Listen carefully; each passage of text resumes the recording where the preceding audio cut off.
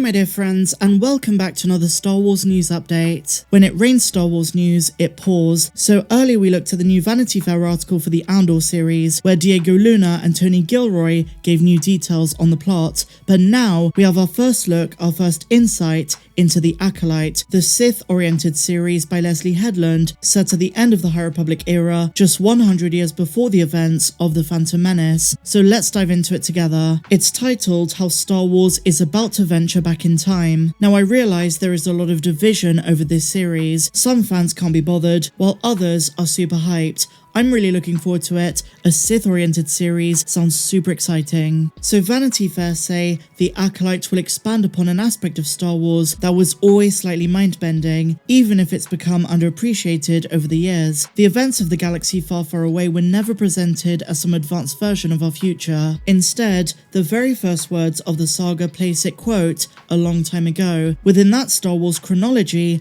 the Acolyte is about to venture even further back in time. The show, which is still in the pre-production phase, takes place 100 years before any of the screen stories that fans have already watched. That sets the story at the tail end of an era known as the High Republic, which was an age of wealth and innovation for the galaxy, with the white-clad Jedi inspiring awe and the dark side of the Force seemingly erased from existence. They say it was a golden age, or maybe just a gilded one. That's the way showrunner Leslye Headland made it sound as she previewed the upcoming Disney Plus series for Vanity Fair's cover story, and we've been covering all of the stories as they've come out. So here we go guys, our first big piece of information for the show. Headland, best known for her work producing and directing for the show's Russian Doll, Single Drunk Female and the movies Bachelorette and Sleeping with Other People, is drawing extensively from what's known as the EU, the Expanded Universe, which is the plethora of books, games and comics that are now considered unofficial legends instead of the narrative canon. And I can imagine a lot of Star Wars fans being so excited about this piece of news, because in the eyes of a lot of fans,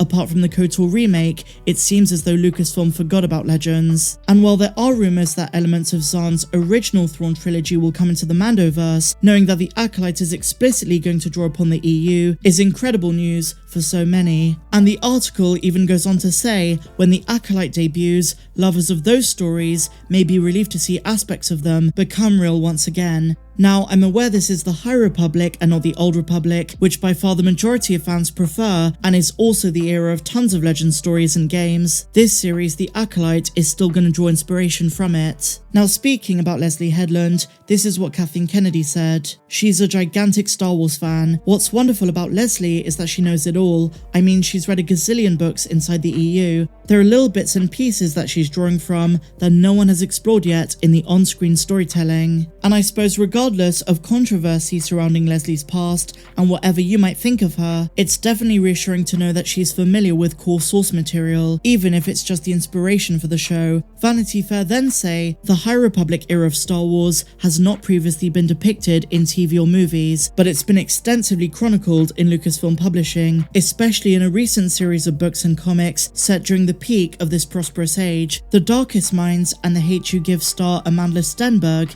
is reportedly set to play the lead role, although Lucasfilm have not confirmed this and there is no official casting announcement. But they do state it's still too early for Headland to fully reveal what the title means, and maybe it has multiple points of significance, but she strongly hints towards an adherent of the dark side of the Force. The word Acolyte is commonly used to refer to a follower, especially a deeply devoted one, a true believer, but its primary definition is someone who assists an elderly religious leader in the performance of a ritual. In Star Wars lore, practitioners of the dark side always worked in pairs, a master and an apprentice. As Master Yoda said, always two there are, no more, no less. And this rule was implemented long ago by Darth Bane.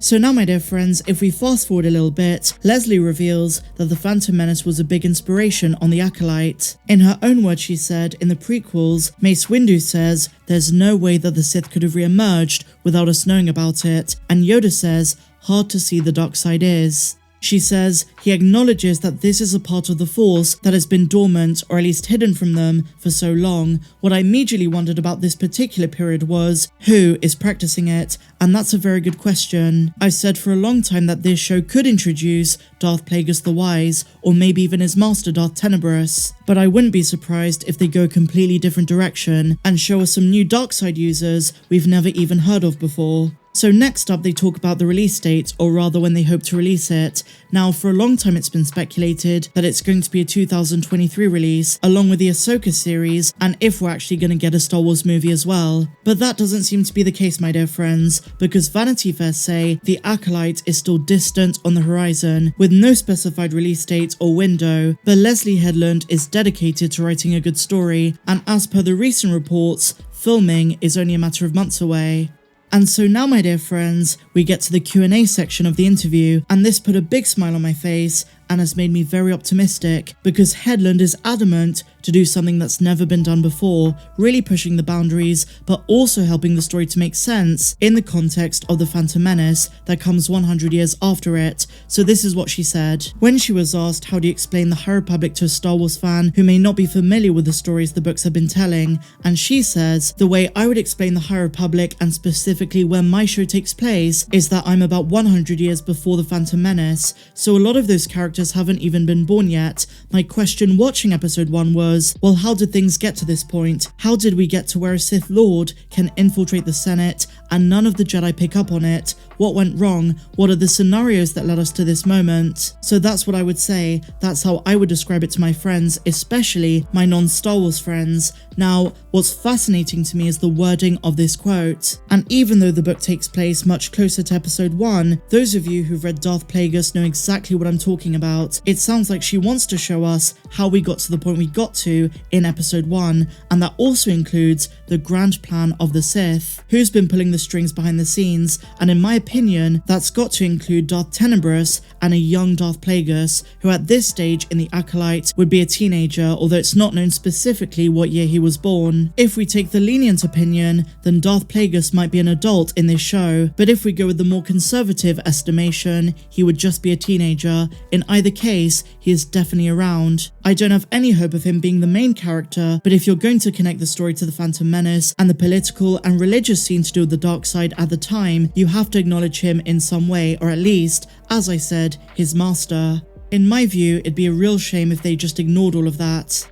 In her final comments, she confirms that the Jedi of this period look very different, especially in terms of their uniforms being gold and white, and she says it's almost like they never get dirty. It's a pristine and golden age for them. And speaking of Jedi who are still around, I think we might see some familiar Jedi in this, definitely Master Yoda, but also the likes of Operan Sissis, Yarael Poof, and Yaddle.